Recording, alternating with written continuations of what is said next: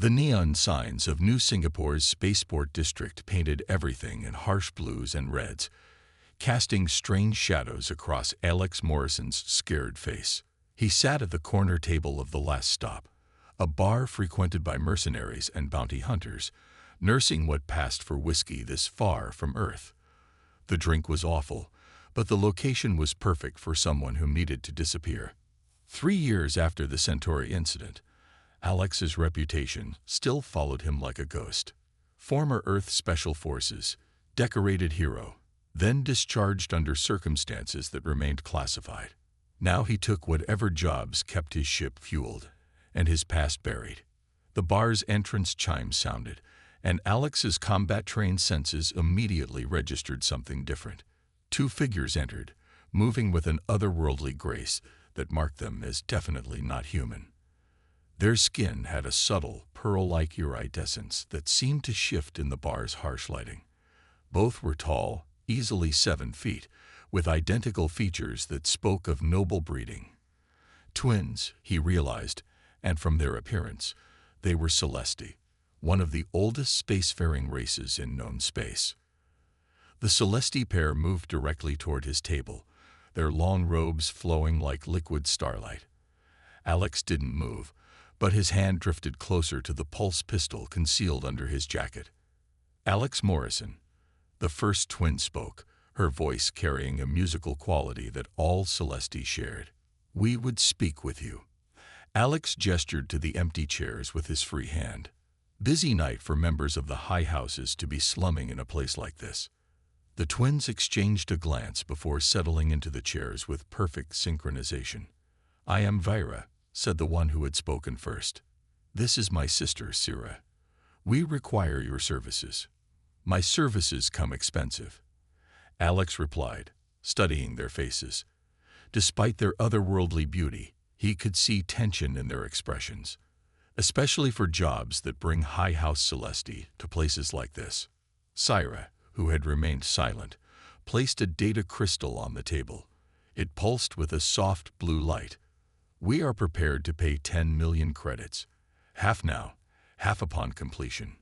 Alex didn't react to the amount, though it was more than he'd seen in the last 3 years combined. That's the kind of money people offer when they don't expect the contractor to survive. "What's the job?" "Protection," Vera answered. "We are the last of House Luminary. 3 attempts have been made on our lives in the past month. Our house's traditional protectors have been compromised. We need someone outside the system. Someone unpredictable. Someone human." Alex finished for her. He'd heard this before. Humans were often sought out for their adaptability and unconventional thinking. "Why me specifically?" "The Centauri incident." Sarah spoke again, her voice softer than her sister's but no less intense. "You survived an impossible situation. Saved your entire team when conventional wisdom said retreat was the only option." Alex's jaw tightened. "That's classified information." "We have resources," Vira replied simply. "We know you acted against direct orders, used unorthodox tactics, and succeeded where traditional military doctrine failed. That's exactly what we need."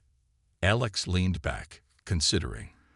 The money was extraordinary, but credits weren't everything. "Who's trying to kill you?" "The Shadowkin Consortium officially," Vera answered.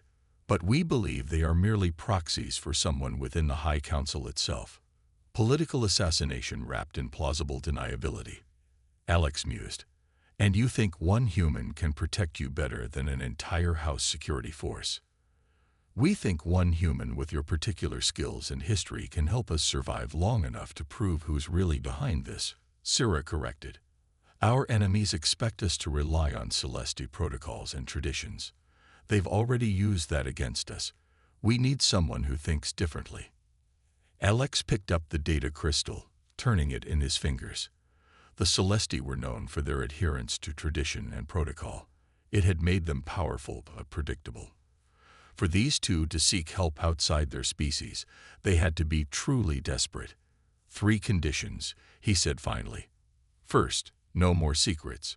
I need to know everything about who's targeting you and why. Second, you follow my security protocols without question. even when they conflict with your traditions. Third, I have full autonomy to handle threats as I see fit. The twins exchanged another long look, seeming to communicate without words. Finally, they turned back to him in unison. Agreed, they said together. Alex pocketed the data crystal. Then you've got yourself a bodyguard. When do we start? A distant explosion rocked the building, making glasses rattle on the bar. Emergency sirens began to wail. Now, Vera said, rising smoothly. They've found us. Alex was already moving, pulse pistol in hand. Back door. Move. As he guided the twins through the bar's kitchen, Alex couldn't help but smile grimly. It seemed the universe wasn't done testing his survival skills just yet. But this time, at least the pay would be worth it. Assuming they lived long enough to collect. Alex led the Celesti twins through the maze of New Singapore's back alleys, his mind racing through escape scenarios. The sound of pursuit echoed off the metal walls. Whoever was after them had come prepared. The sisters moved with incredible speed despite their formal attire, keeping pace with his tactical retreat. Your ship, he said, checking around a corner. Where is it? Landing pad 17, Vera answered. But they'll be watching it. A plasma bolt seared the air where Alex's head had been moments before. He spun, returning fire with his pulse pistol. The weapon's distinctive crack echoed through the alley, followed by a cry of pain. Tell me you have a backup plan. Syra pulled a small device from her robes. It looked like a piece of jewelry, all flowing lines and crystalline surfaces. We have a shuttle in a private bay, but we need to reach the upper levels. Alex spotted a maintenance ladder leading to the upper walkways. Up. Now. As they climbed, he noticed something odd about their pursuers. They moved with military precision, but their tactics were too perfect, too by the book. It made them predictable. They reached the upper level, a maze of interconnected walkways and bridges spanning between the district's towers. The artificial wind at this height whipped at their clothes, and the city's lights stretched out below them like a digital ocean. This way, Vyra pointed toward a sleek building with minimal security visible. Too minimal, Alex thought. Wait. He grabbed her arm, noting how her skin felt like warm silk despite its metallic sheen. That's what they'll expect. You said they keep using your traditions against you. They're counting on you to follow Celesti protocols. Syra's eyes widened. The private bays. They would be the proper choice for ones of our station. Exactly. Alex drew them back as another patrol passed on a nearby walkway. So we're going to do something improper. Where's the busiest public dock? The Grand Terminal, Vera answered, sounding almost scandalized. But it's filled with common merchants and tourists. No high house would. Which is why we're going there. Alex cut her off. Trust me. They changed direction, using service corridors and maintenance paths to avoid the main thoroughfares. As they moved, Alex noticed something else strange. The twins were leaving a subtle trail of light, barely visible unless you knew what to look for. You're bioluminescent, he said during a brief rest. Is that normal for Celesti? The sisters exchanged one of their meaningful looks. No, Syra admitted. We are different, even among our kind. Part of why they're hunting you. Part of it, Vera confirmed. Our bloodline carries certain genetic markers, capabilities that some believe should have died out millennia ago. An explosion rocked the walkway before Alex could press further. Their pursuers had found them. But something was wrong with the attack pattern. They weren't shooting to kill. They want you alive, he realized, pushing the twins toward cover. This isn't just assassination. It's capture. Yes. Sarah's voice shook slightly. The Shadowkin, they would use our genetic material for their experiments. Try to unlock our ancestral abilities through science rather than birthright. Alex fired another burst, forcing their attackers back. Great. More complications. He spotted a cargo lift ahead. How good are you at following improper orders? We hired you for your unconventional methods, Vera reminded him. a hint of amusement in her musical voice despite the danger. Then hold on to something. Alex shot the lift's control panel. The safety protocols disengage, and the platform began to freefall. The twins grabbed the railing, their robes billowing as they plummeted toward the lower levels. Alex counted in his head, then hit the emergency brake. The lift screeched to a halt halfway down, leaving them suspended between levels. Maintenance shaft. He pointed to a narrow opening. It'll take us straight to the Grand Terminal's loading area. The twins moved with impossible grace, even in the confined space. As they crawled through the shaft, Alex noticed their luminescence had increased, filling the tunnel with a soft pearl light. "Your glow," he whispered. "Can you control it?" "Usually," Sarah answered, "but it responds to stress and other factors. Our abilities are tied to emotional states." They emerged into the chaos of the Grand Terminal's loading dock. Hundreds of beings from dozens of species moved cargo and boarded ships. The noise and confusion was the perfect cover. There, Vira pointed to a sleek courier ship painted in garish commercial colors. "It's ours, registered under a shell company.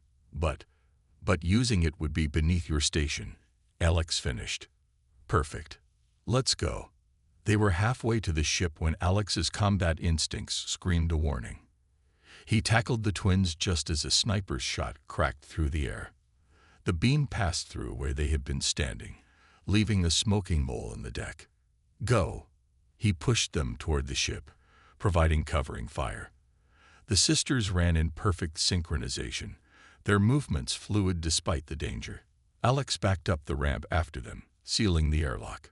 The ship's interior was a strange mix of luxury and utility. Vera took the pilot's seat while Sarah began powering up systems.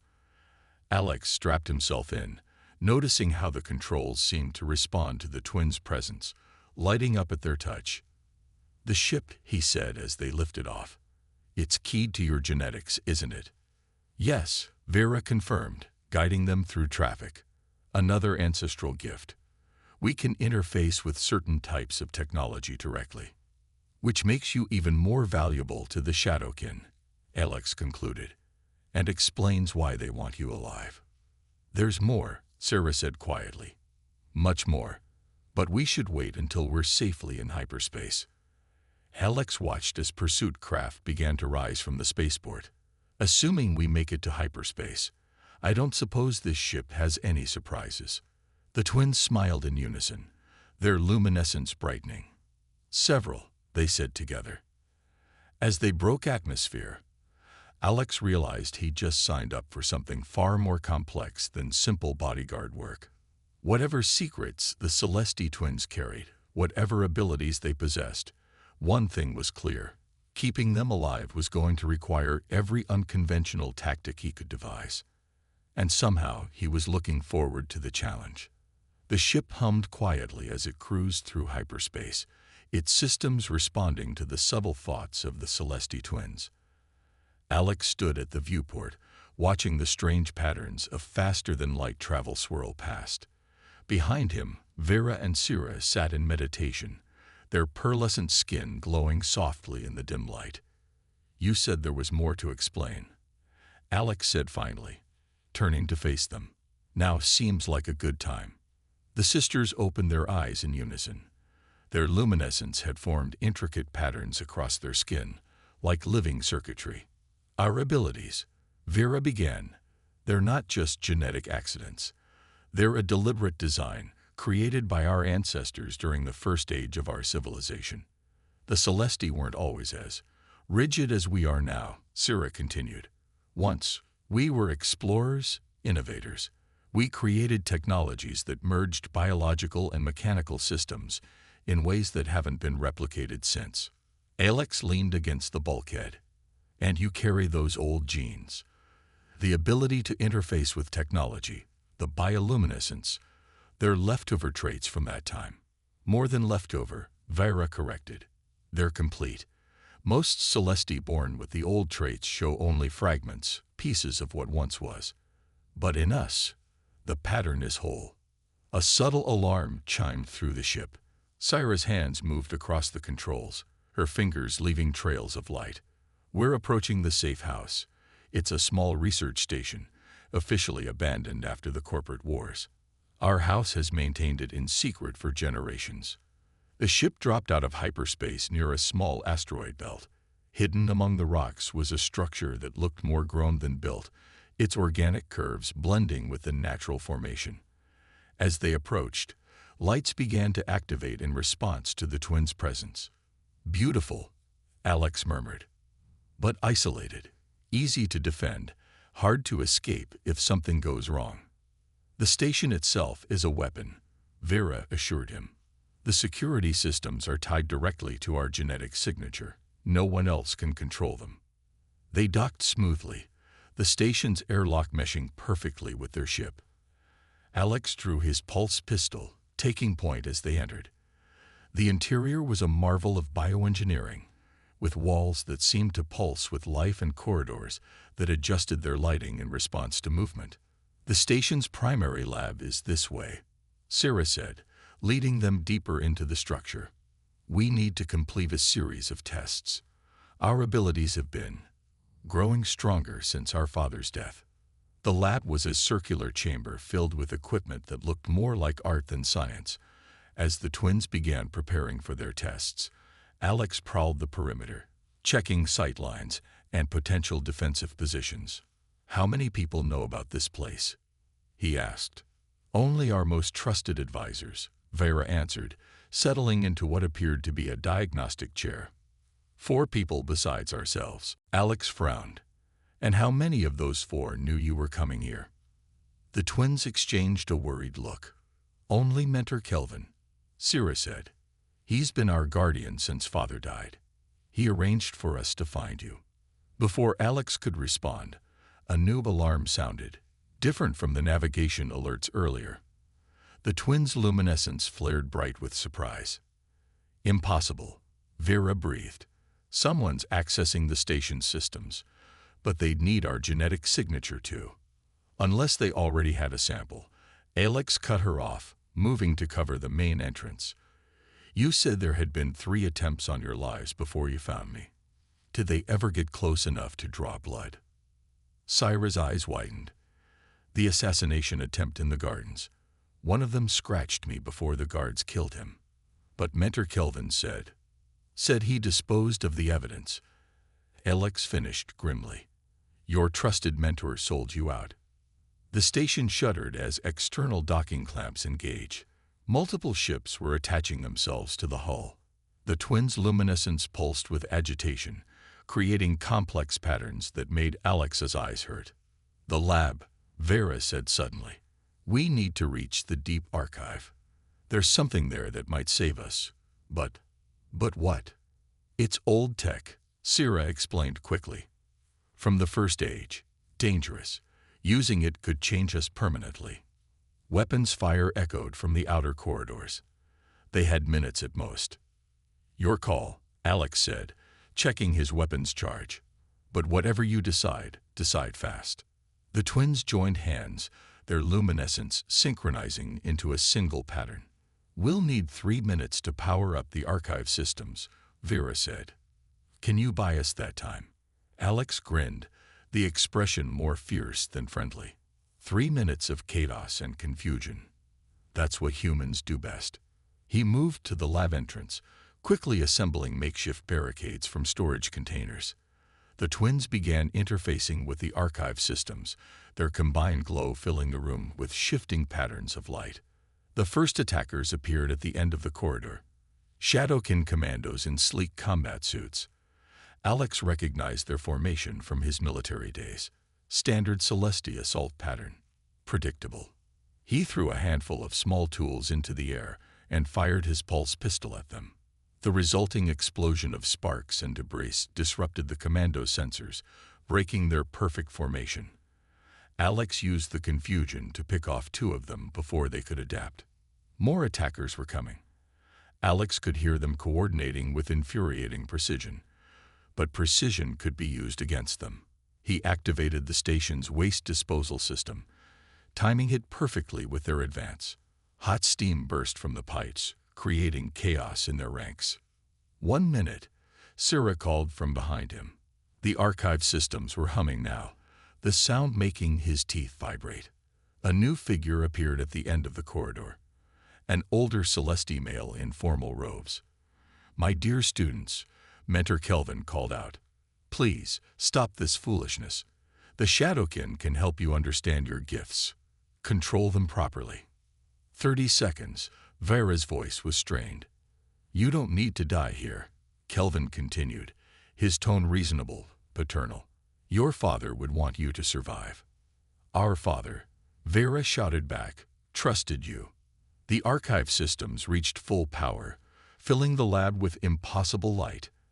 Alex felt something shift in the air, like reality itself was being rewritten. Behind him, the twins began to change. The battle was about to take a very strange turn. The light from the archive systems reached an impossible brightness, forcing Alex to shield his eyes. Behind him, he heard the twins cry out in unison, not in pain, but in something like revelation. The air itself seemed to crystallize, time slowing to a crawl. When his vision cleared, Alex's first thought was that he was hallucinating. Vera and Sarah had changed. Their luminescence had evolved into something more profound. Their skin now rippled with patterns that seemed to exist in more dimensions than should be possible. They floated several inches off the ground, their long hair moving in an unseen wind. "How disappointing," Mentor Kelvin said from the corridor. "You've activated technology that should have remained buried. The Shadowkin will have to harvest your genetics more aggressively now." Alex watched in amazement as the twins spoke in perfect synchronization, their voices carrying harmonics that made the station's walls vibrate. "You never understood, Mentor. The technology doesn't control us. We control it." The sisters raised their hands, and reality seemed to bend. The Shadowkin commandos' weapons disassembled themselves in midair, components spinning in complex patterns before clattering to the floor. The attackers' combat suits began to malfunction, their systems refusing to respond. "Impossible," Kelvin breathed. "The first age technologies were lost. Destroyed."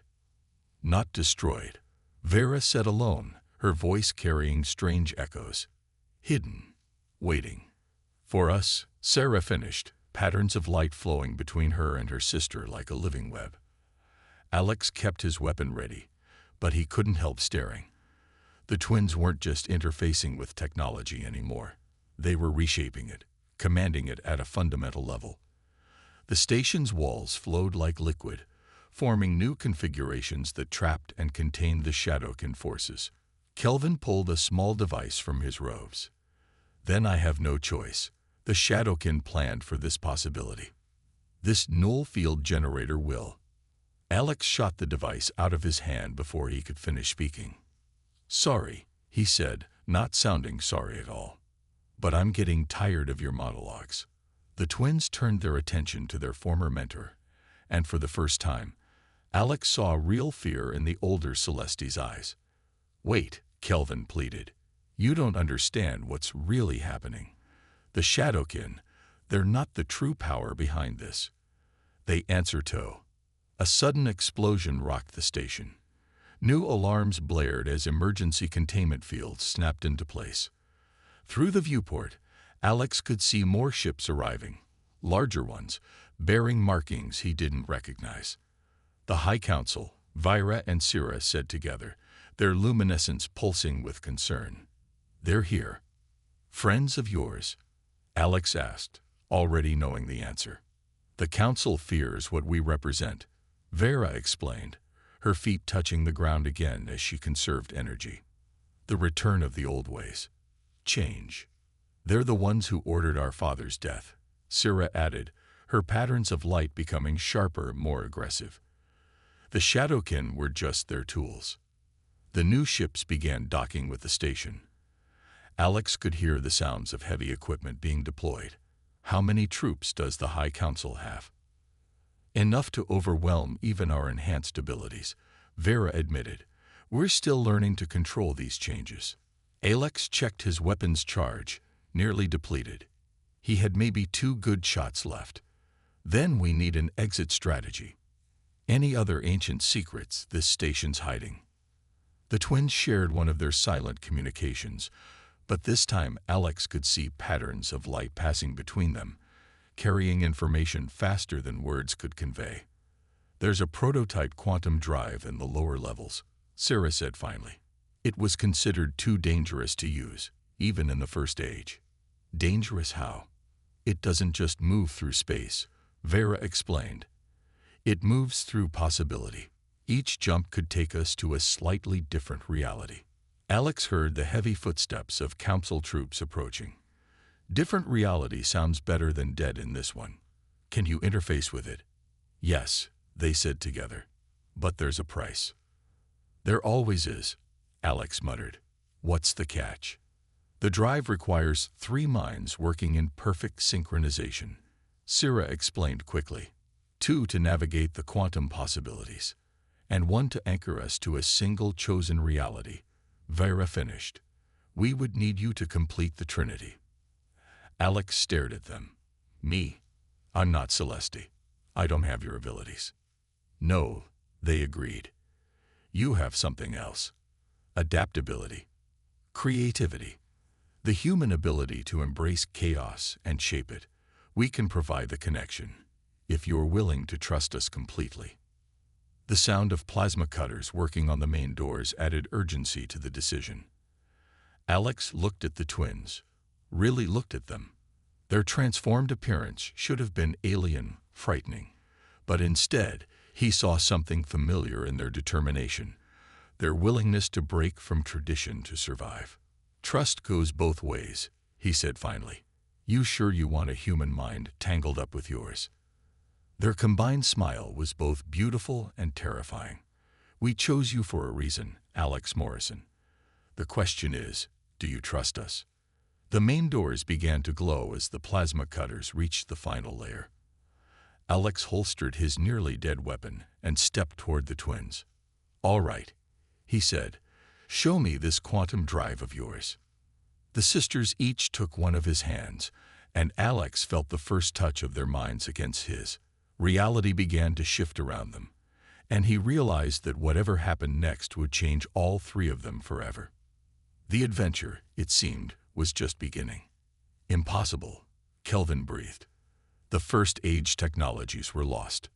Destroyed. Not destroyed, Vera said alone, her voice carrying strange echoes.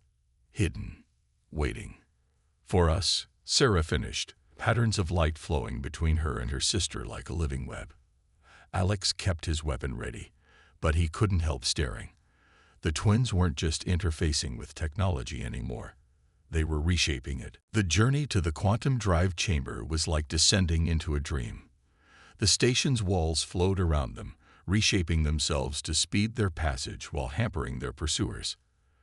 Alex felt the twins' consciousness brushing against his own, their thoughts carrying flavors of light and music he had no words to describe. The chamber itself was massive, clearly designed for something far larger than the station that now contained it. The quantum drive hung suspended in the center, a crystalline structure that seemed to exist partially out of phase with normal space.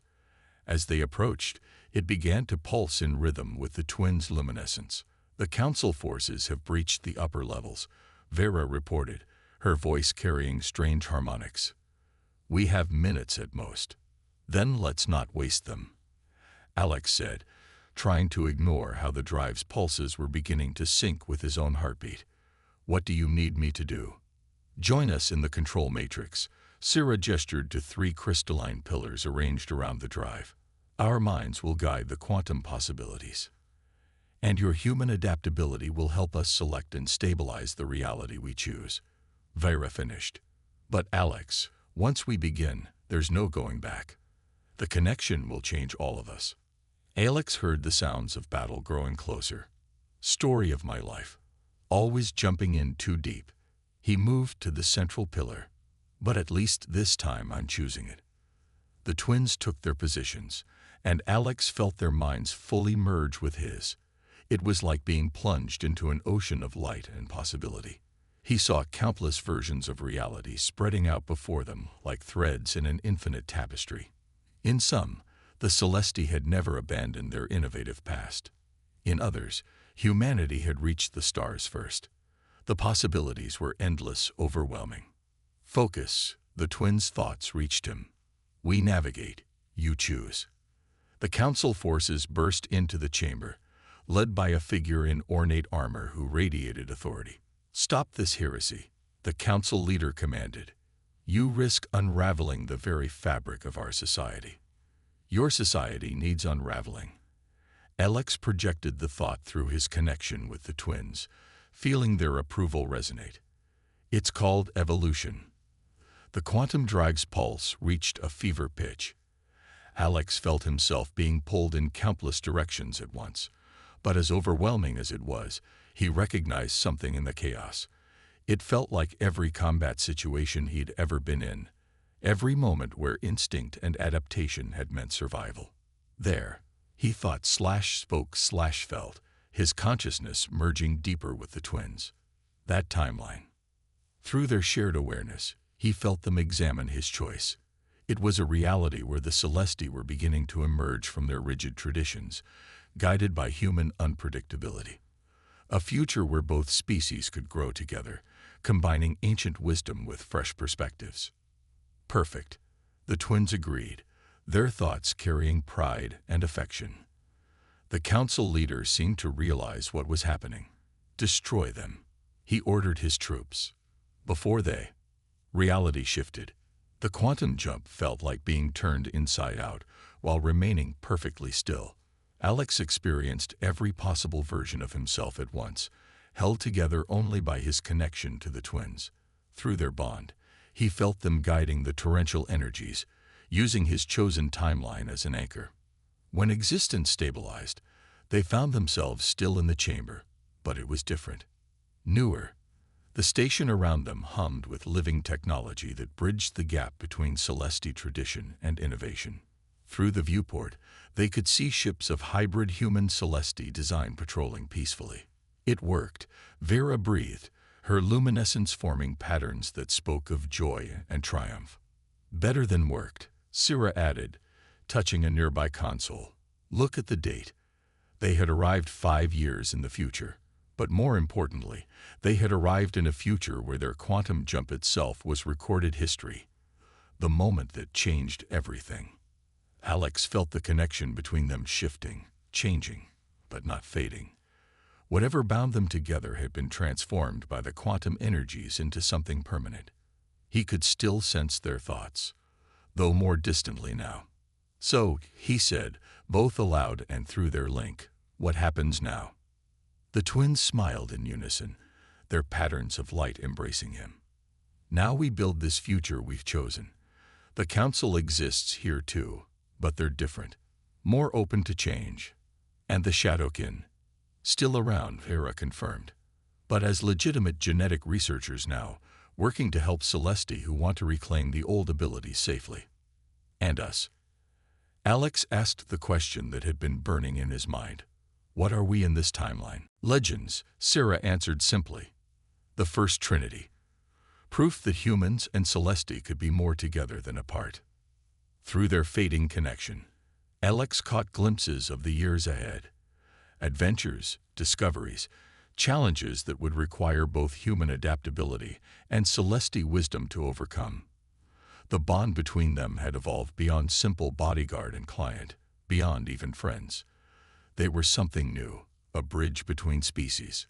Well, he said, feeling their shared amusement at his typically human response, beats retirement. The twins laughed, the sound carrying harmonics of joy that made the living technology around them sing in response. As Alex watched them begin to explore their new home, he reflected that some risks were worth taking, some changes worth embracing. The universe, after all, belonged to those willing to adapt. Together, they stepped into the future they had chosen. 3 minds, 2 species, 1 shared destiny. And somewhere in the quantum possibilities they had navigated, the first human to ever trust his fate as Celesti twin smiled, knowing his leap of faith had changed everything.